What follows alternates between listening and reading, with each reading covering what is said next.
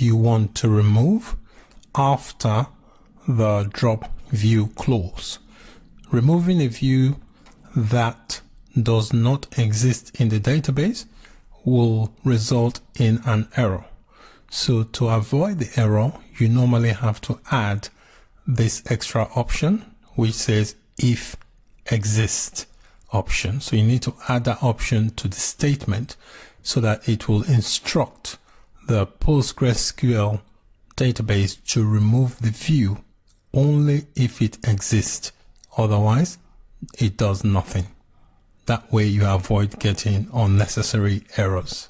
For example, here on line 10, I've just got a single line statement here, basically to remove the customer underscore info view that, you know, if we got a view called this name, that would be how you would remove it by executing this piece of code. So it's a very simple query for just the drop view clause, checking if it exists, and then you list the name of the view, and that will remove the view from the database. In this lecture, I showed you how to modify an existing view. I also showed you how to alter a view definition and also how to remove an existing Postgres view. Many thanks for watching, and bye for now. Hello and welcome. In this video, I'll be introducing you to PostgreSQL Updatable views. I will be showing you the requirements for updatable views. What are updatable views? For a view to be considered updatable, there are certain conditions that has to be met. So let's go through the condition. The first condition is that the defining query of the view must have exactly one entry in the from clause. Okay, they must have one entry in the from clause, which can be a table or another updatable view. Another condition is that the defining query must not contain one of the following clauses at the top level. So the clauses includes the group by, the having, the limit, offset, distinct, with, union, interset, and except. So the defining query must not contain one of the following clauses at the top level. Another condition is that the selection list must not contain any window function or set returning functions or any aggregate functions such as the sum, the count, AVG, min, max, and so on. An updatable view may also contain both updatable and non-updatable columns. If you try to insert or update a non-updatable column, PostgreSQL will complain and give you an error. When you execute an update operation such as insert, update, or delete, PostgreSQL will convert this statement into the corresponding statement of the underlying table. Okay, and also in cases where you have the where condition in the defining query of a view, you can still update or delete the rows that are not visible through the view. However, if you want to avoid doing this, you can use a check option when you define the view. Users who perform update operations must have corresponding privilege on the view, but they don't need to have privilege on the underlying table. So this is important. So users who perform update operations must have corresponding privileges on the view itself, but they don't need to have privilege on the underlying table, which is the base table. However, people who own the views must have relevant privilege on the underlying table. So only the view owner, people who actually own the views, have relevant privileges on the underlying table, which is also the base table from where the view data is coming from. So these are the key conditional requirements for updatable views. Thanks for watching, and bye for now. Hello and welcome to this video. In this video, I'll be showing you how to create a PostgreSQL updatable view. So I've already opened up my query window, and make sure you're on the right database as well. You can see I've got the DVD rental, so make sure yours says the same. And this is the query I have got in here to create an updatable view. So we basically create a new updatable view using the create view statement. So you start with the create view followed by the name you want to call the view. So I've given the updatable view a name of USA underscore cities. All right. And so this view is going to contain the following column. Is going to contain cities. Is going to contain cities in the city table. So we've got inside the DVD rental. If I expand the schema, we have a table called city. So let me just expand the table here so you can see it. So that's the table called city. And if we take a look at the columns, you can see all the columns. Okay. So what we're doing here, we are getting the view contains cities in the city table. All right. This view here is going to contain city. You can see from table. So it's getting the data from this table here called city. Don't forget, the view is just presenting the data in a underlying table or base table. So this city here is known as the base or underlying table. So we are getting the cities in the city tables that belongs to USA. So you can see I've used a filter. So these are the columns from the view, and then you see we've got city, yep, the city here, and then we've got city ID. You can see the two columns we picked up there from this city, where the country ID, country underscore ID, equals to that. So we're using a filter to narrow down the data. We are being specific here by using the where clause as a filter.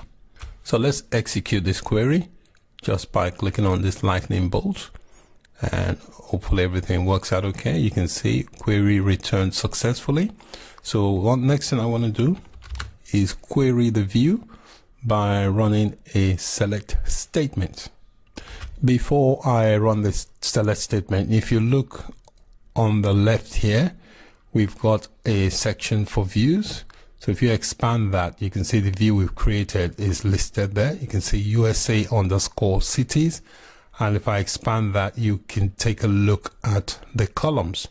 Notice we specify two columns, city and country ID. So there they are represented. So the view has been created. Let's just do a quick select statement to see what's in the view. So basically this is a select statement here. So I'm doing a select. Star means it will get all the columns from that table. from the view called USA underscore cities, which is this view here. So the reason I'm highlighting it is that I've got other query inside the editor, so I don't want that to execute. So I'm only highlighting what I want to execute. So I click on the lightning bolt and that will execute the query. There you go. So it has generated the query for me, which has 35 rows. So remember that the view only contains cities in the USA. Okay, so it contains cities in the city table that belongs to USA. So this is the output we have got. So what I'm going to do next is I'm going to insert a new city into the city table using the views. Okay, so I've already got the query here. This query here is what I'm going to use for the insert. So what I'm doing here is that I'm inserting a new city into the city table through the USA underscore cities view, which is this view here that I've listed, using the insert statement. So this is the value. I'm inserting a new city called San Jose, and this is the value. That's the country ID here, and that's the name of the city. So let me highlight this query and execute, and you can see here it says it's done an insert, query returned successfully. So if I run a query on the data in the city table, you'll see. So I've got another block of query here, this query here, just to check the data in the city table. So I'm selecting the city. Let's take a look at the city table, which is this table here. So I'm selecting the city, which is this one here. I'm selecting the country ID from the city table where the country ID equals to 103, and I'm ordering by the last underscore update. Okay, and it's going to do that in a descending order. By ordering it this way, you can see here it's ordering it by there's a column here called last update. So let's run that, and it's going to display the data in descending order. So I'll highlight that, and you can see the insert we just made. All right, so called San Jose, that's what we've just inserted using this query here. All right, so now that we can see the new entry that we inserted into the city table, we can also go ahead and delete the entry that we added using the view, which was called USA underscore city. So that's the next thing. Let's go ahead and do that. To delete a row from a table is fairly straightforward. You use the delete keyword you specify the view. This is the view, the updatable view, and we are selecting where the name of the city equals San Jose. So let's highlight that. That should be a straightforward query. Ooh, okay.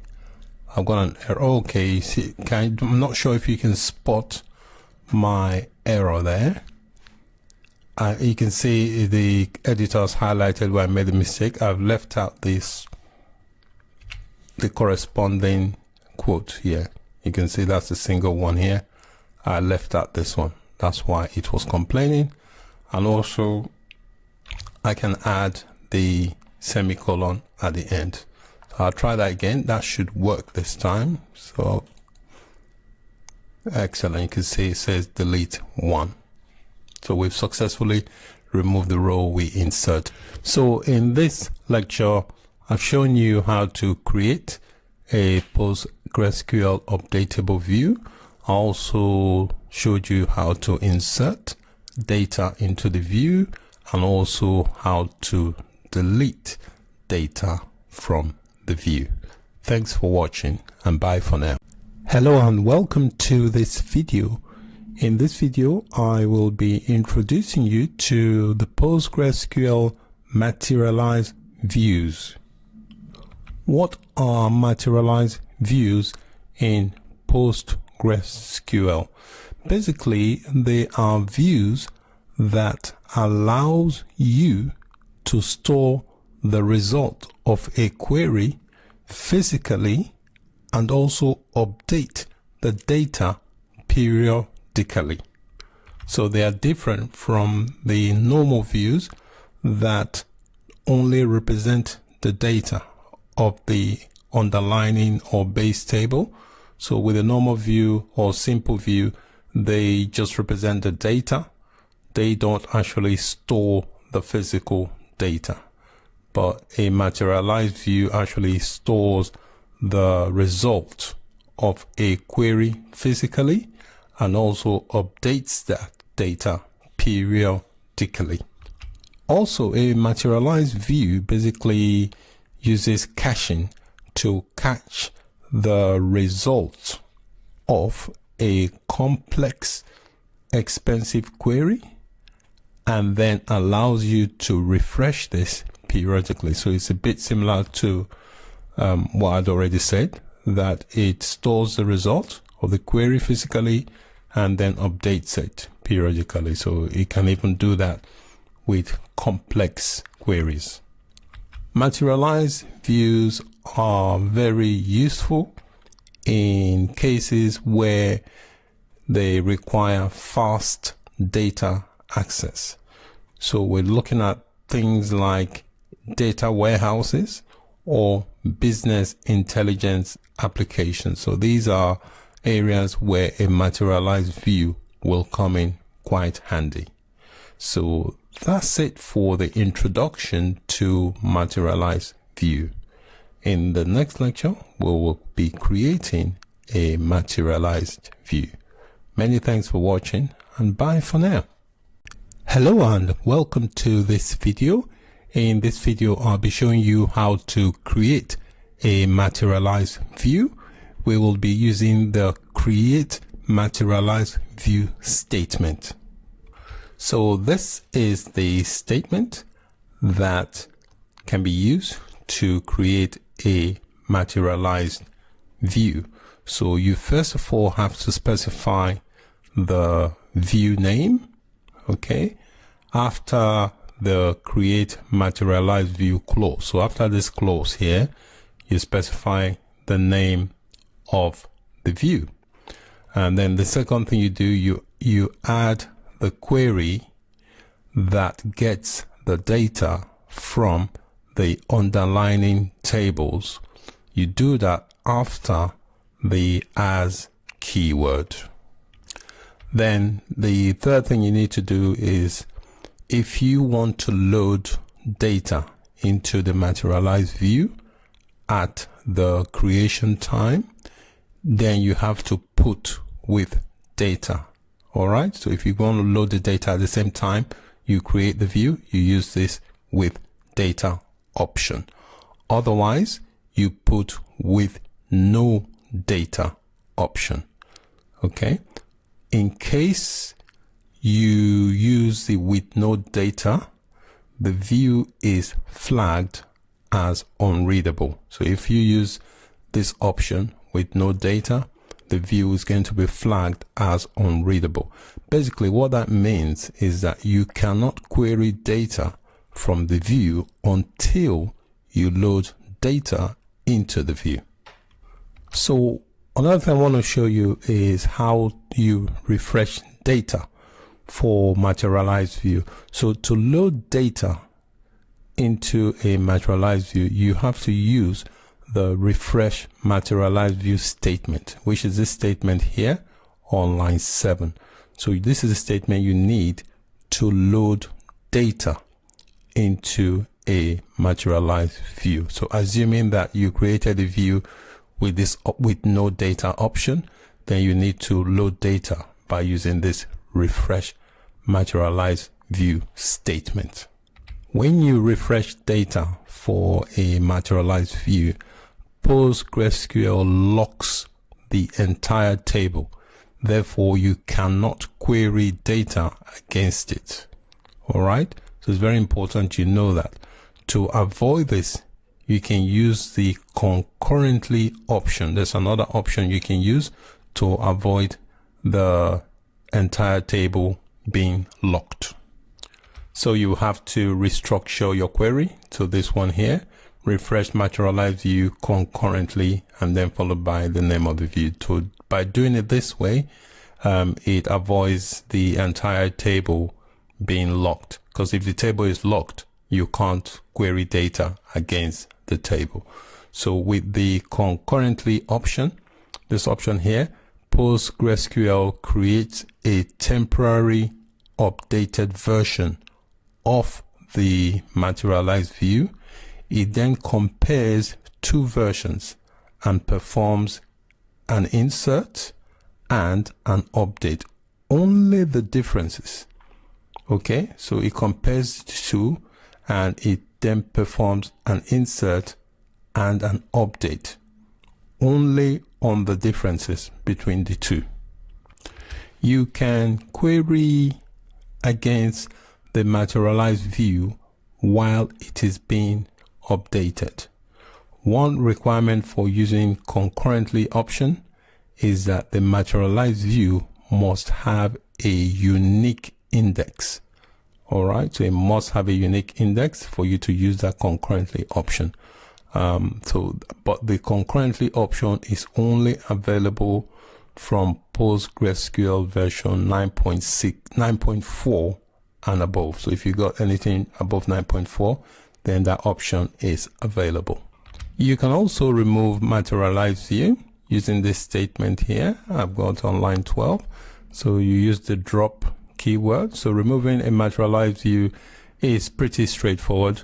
Just it is the same way as you would normally remove a table. So you use the drop keyword. So basically you use drop and specify the name of the view, just as I've stated here in this statement, and that should get rid of the view. So now that we've gone through all these various examples, let's go ahead and create an actual materialized view. So here I've got some statement here. So this following statement is going to create a materialized view called rental_by_category.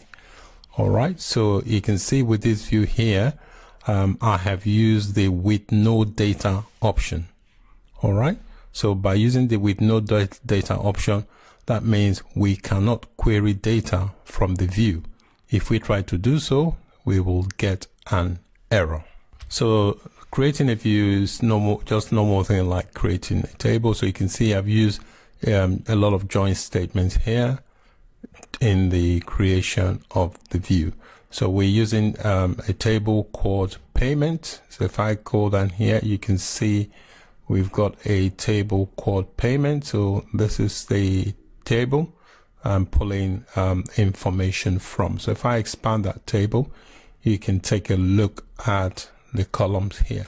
So these are just basic keywords you use in creating a view. You also can use that in creating a data.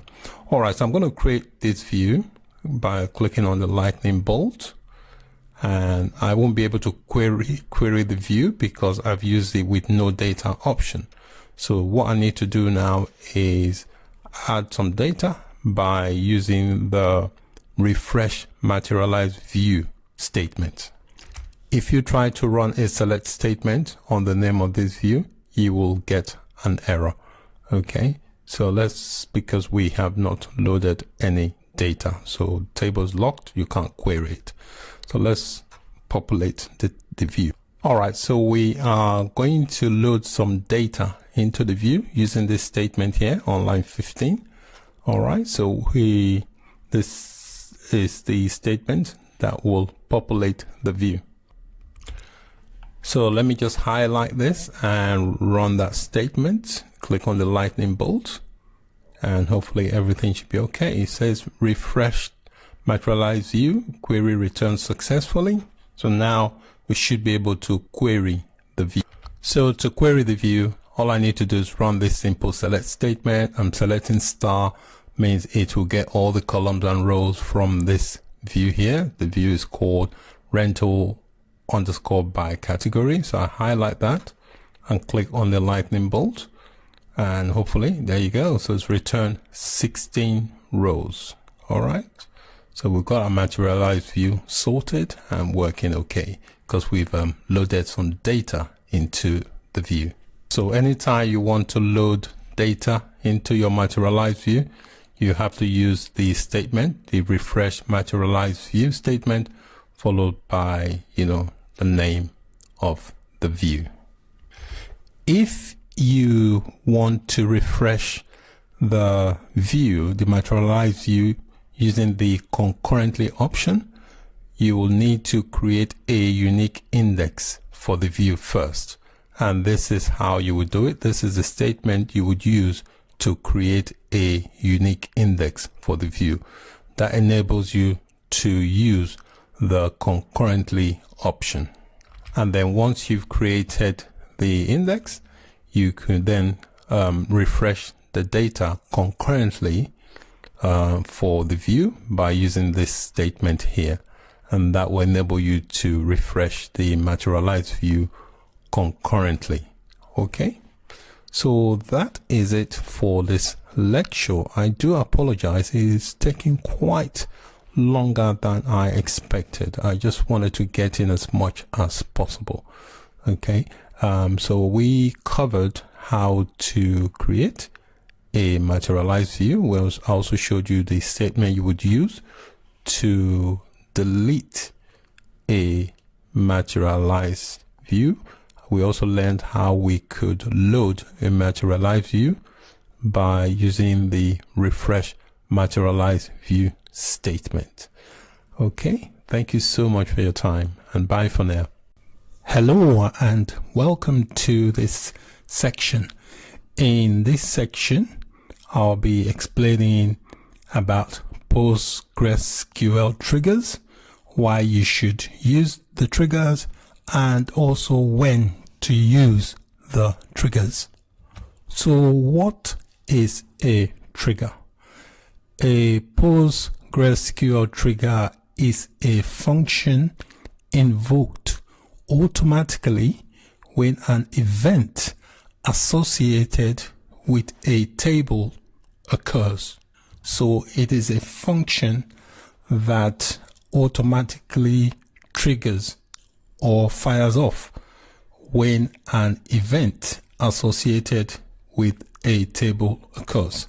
So there are different kinds of events that can happen on a table. An event could be anything like an insert, when you insert something in a table, when you update a record in a table, when you delete a record, or when you truncate a table. So these are various types of events that can occur on a table. A trigger is a special user-defined function that binds to a table. So a trigger is a special user-defined function. So it's a function that the user defines and it binds to a table. So you have to associate a trigger with a table. And when you create a trigger, you can indicate when the trigger should fire off. So it can either fire off before or after an event occurs. So you can specify when to invoke the trigger. Before you can create a new trigger, you must first of all define a trigger function first. Once you've defined the trigger function, you then bind the trigger function to a table. The key difference between a trigger and a normal user-defined function is that a trigger is automatically invoked when an event occurs. There are two main types of triggers. There is a row trigger and there is a statement level trigger. So these are the two main triggers. Triggers that happens on the row level or triggers that happens at the statement level. The differences between the two types of triggers basically is how many times the trigger is invoked and at what time. For example, if you issue an update statement that affects 20 rows, the row level trigger will be invoked 20 times, while the statement level trigger will be invoked just the one time. And when you define a trigger, you can specify whether the trigger should be invoked before or after an event. If the trigger is invoked before an event, it can skip the operation for the current row or even change the row that is being updated or inserted. In case the trigger is invoked after the event, all the changes are available to the trigger. There are benefits of using triggers. When you use triggers, they can be useful in increasing the security of various databases. So it's used to maintain the integrity. So if you have certain rules on your database, you can use triggers to maintain the integrity of the data in that data. You can also use triggers to check the activities of various types of application accessing your databases. So if you want to know what's going on, or if you want to know if any unusual activity is going on within an application that accesses the database, you can use triggers to achieve that. So triggers are useful in case the database is accessed by various applications and you want to keep the cross functionality within database that runs automatically when the data of the table is modified. For example, if you want to keep history of data without requiring application to have the logic to check for every event, such as an insert or update, you can use triggers to achieve that. And triggers also helps you maintain complex data integrity rules, which you cannot implement elsewhere except at the database level. For example, when a new row is added into, for example, a customer table, other rows must also be created in tables of banks and credit. Say, for example, if you have different table, one is called customer, one is called banks, one is called credit, you can set up a trigger so that when a new row is added to one table, it also inserts something in the other table. So there are different things you can do with triggers. There are also drawbacks of using triggers.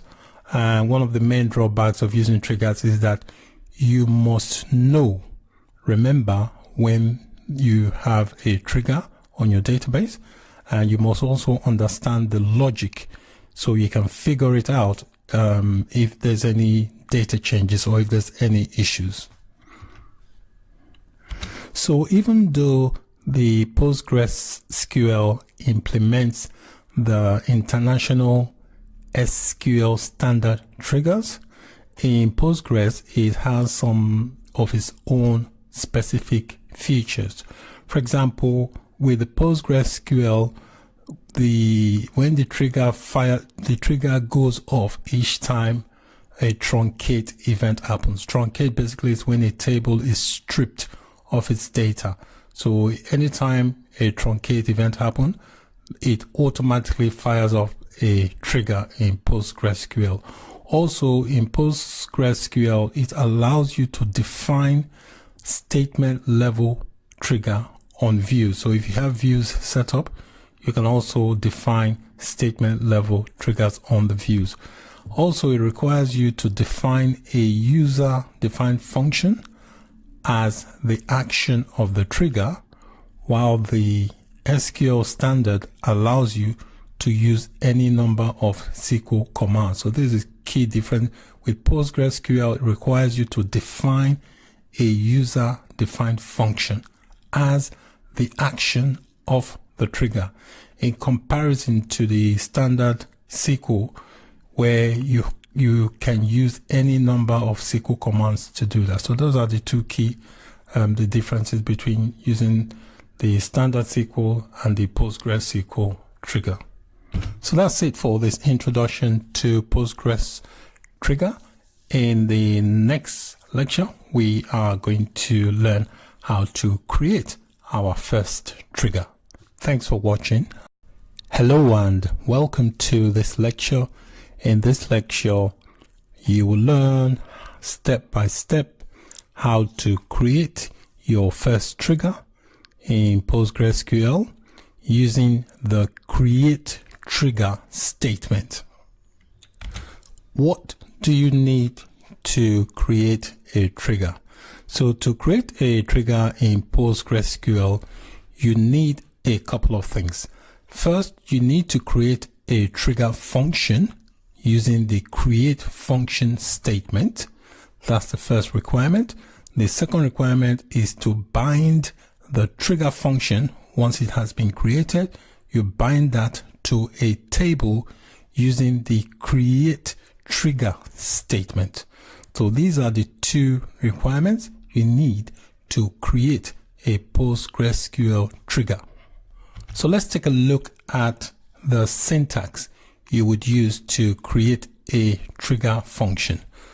So a trigger function basically is similar to an ordinary function, except that it does not take any arguments and has return value type trigger. So this is a typical syntax of how to create a trigger. So a trigger function, basically you start with a create function keyword followed by the word trigger underscore function, and then you have the return trigger as. So that's basically the syntax for creating a trigger. You can create trigger functions using any languages supported by the PostgreSQL.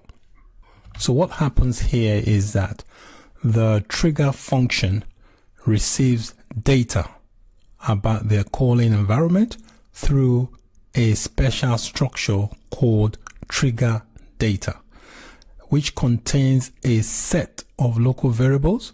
For example, you can have a variable called old and new, and that represents the states of the row in the table before or after the triggering event. So you have the state of the data before the trigger occurred and after the trigger.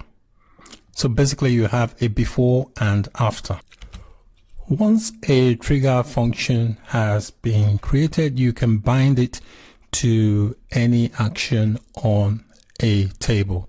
So once you've defined the trigger, the other thing left to do is to bind it to specific actions on a table for it to be effective. To create a new trigger, you will need to use the create trigger statement. So this is the syntax here to create a new trigger. So you start with the create trigger statement. The complete syntax of the create trigger can be a bit complex because it has many options.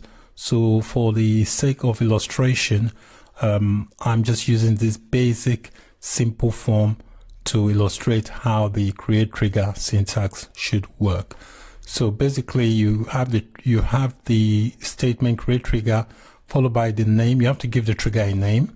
Then there is a before action and there's an after action. You also got is instead of, and then this is the event, and then the table on which you're performing the trigger on.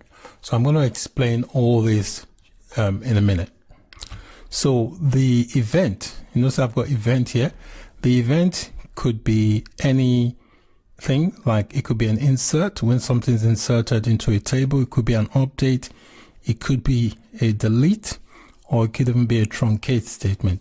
So you can define trigger that fires before, okay, or after an event. The instead of basically is used only for inserts. When you're doing insert, you use the instead of.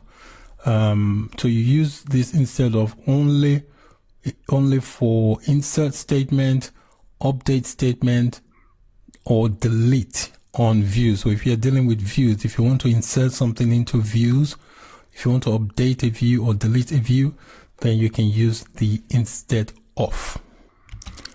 As I've earlier explained, there are two kinds of triggers. You have the row level trigger and the statement level trigger, which can be specified for each row, which is what I've indicated here, for each row, which indicates the row level trigger, or for each statement, which indicates the statement level trigger. This execute procedure basically is what will fire off the trigger function. So before we can create the trigger, I want to create a new table first. So I'm going to create a new tables, a couple of tables, and I'm going to then define a new function and then the trigger. So I'm going to do it in that order. So let's create the tables. I'm going to use the pgadmin tool. So it's trying to launch. When you open up the pgadmin, you may get a message come up like this. The pgadmin tool gets updated every so often. So your version may become outdated. It says here, I'm currently running 1.4 of the pgadmin 4. But there is a recent version. I'm not going to update it for now because it's not going to impact on this course. So I'm going to skip that and update it at my convenience. I'm just going to X out of that, and I'll log into the server by clicking on the plus and wait, and then click on this Postgres again. Click on the plus, and if you haven't saved your password previously, it will prompt you each time you're trying to log on.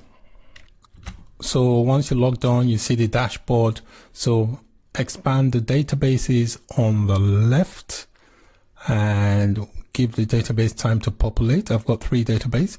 So the database I'm going to create the table on is this one called DVD rental. So I'm going to right click on it and click on this query tool, and that will launch the query editor. So the query editor is basically where I'm going to write and execute the script. You can see here on the title bar, it says DVD rental on PostgreSQL. So basically saying that any script I write here will be executed against this this database here called DVD rental. And the database has got one schema called public. And if I expand that, you can see all the objects within that schema. And these are all the tables in that schema. All right, so let's go ahead and create a couple of tables. So this is the first table I'm creating here. It's called employees. I haven't got any tables here called employees for this database, so that should be cool. So basically it's a simple table called employees.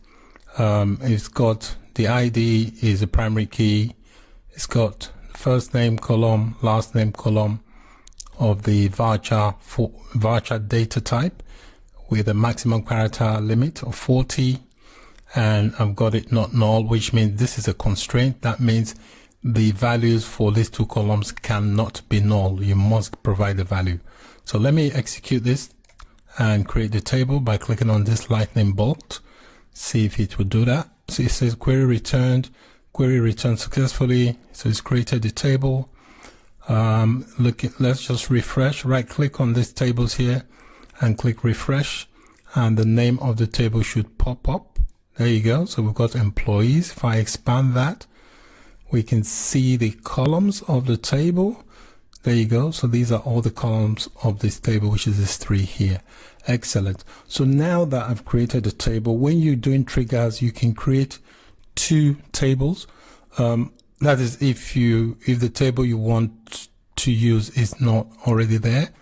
but it's always good to have an alternate table for audit purposes so that any changes you make, the audit table will capture the before and after change. So basically, when an employee's name changes, I want to be able to log it into a separate table. I'm going to create a separate table called employee audit.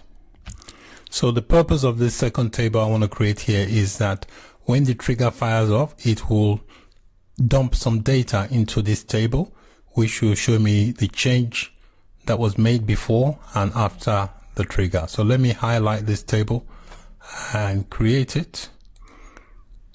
All right, there you go. So it says return successfully. So if I refresh the table list, we should have a table called employee audit. So I should have two tables, one for employee, there you go, employee audit and employees. So I'm going to set a trigger on this table so that any changes I make, for example, when an employee gets married, like a female employee, they will change their name. So we want to be able to log, we want a trigger to go off that would log the changes into this table called employee audit. Okay, so I'm going to end this lecture here because it's gone on for quite a while. In the next lecture, we're going to complete the creation of the trigger. So I've now created a table. Next thing I'm going to do in the next lecture, I'm going to create the function and then I'll create the trigger. So see you in the next lecture. Bye for now. Hello and welcome to the part 2 of creating your first trigger. We are going to start off by creating a trigger function.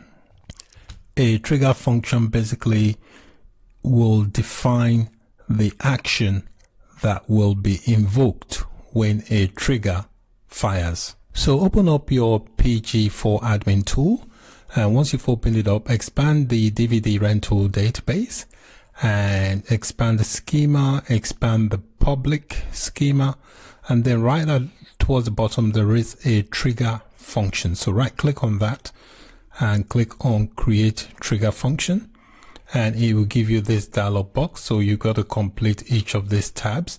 So the first tab we're on now is this general tab. So it's going to ask you a few things. First, the name of the trigger. It's good to give your trigger a descriptive name. The name you add or you give to your trigger is going to be displayed in the PG admin tree tool, and you have to know that trigger functions will be invoked in alphabetical order. All right, just to let you know. So we just need to check that everything on this page is correct. The owner is this database here, Postgres. So if you drop down, Postgres owns it, and then the schema is public. We've only got the one schema. You can put comment in there if you want. So let's move on to the definition. So on the definition page, the return type, the default is trigger, and the language is PL/PG/SQL. And then where it's got code, this is where you will add the code that will execute when the trigger function is called. So I've already pre-staged the code. I'm going to add it on there. So this is the code that I will be adding into the PG admin tool. So I'm just going to highlight and click copy and paste it in there. So I'm going to paste it in here. Okay, so let's move on to the next tab, which is the options tab. So let's click on this tab here that says volatility. I'll just explain what that means. If you click on the drop down, there are other options. So basically what these options in volatile basically indicates that the trigger function value can change even within a single table scan. All right, so that would be the one I will be using, but I'll just run through the other options. Stable indicates that the trigger function cannot modify the database, and that within a single table scan, it will consistently return the same result for the same argument values. Immutable means that the trigger function cannot modify the database and always returns the same result when given the same argument value. So this immutable means the result will not change when you give it the same arguments. Okay, so I'm going to go for volatile because this option basically indicates that the value can change even with a single table scan. So that's one we're going to select. Then we'll go through. These are all default values, but you can change them if you wish to do so. This return a set. Basically, this switch indicates if the trigger function returns a set that includes multiple rows. The default is no. So I'm going to leave the default. This switch here, the strict switch, basically indicates if the trigger function is going to always return null whenever any of its argument is null. Null basically means the value is not known. So you can set it to yes. That means the function is not executed when there is a null argument. So if you set this option to yes, it will not execute when there are null arguments. So I'm going to leave it to no. Here we've got security definer. This switch basically specifies that the trigger function is to be executed with the privileges of the user that created it. So the default is no. So if you only want the person who created it to execute, you can set it to yes. But I'm going to leave it to no because I want other people to be able to execute it. And then here we've got the move the window. This switch basically indicates that the trigger function is a window function rather than a plain function. Okay, so if you want it to indicate a window function, you change that option to yes. But I'm going to leave it to no because it's going to be a normal function. And then we have another option here, estimated cost. Basically, you can use this field to specify a positive number representing the estimated execution cost for the trigger function. So this can be in units of CPU operator cost. If the function returns a set, this is the cost per returned row. So you can put a value there if you wish to do so. For illustration purposes, I'm going to enter 100 in there. So we've got this option here, estimated row. You can see at the moment it's grayed out. Basically, this estimated row is used to specify a positive number given the estimated number of rows that the query planner should expect the trigger function to return. So this is only allowed when the function is declared to return a set. The default is usually set to 1,000 rows, but I'm not going to put any value in there at the moment. So we've got this switch here that says leak proof. This switch basically indicates whether the trigger function has side effects.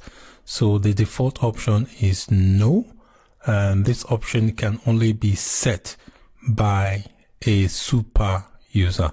So next, I'm going to click on the next tab, which is the parameters tab.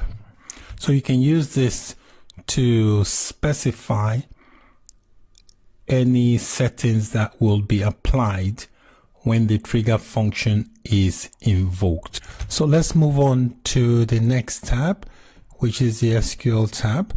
This tab basically is going to compile all the information we've entered in all the other tabs.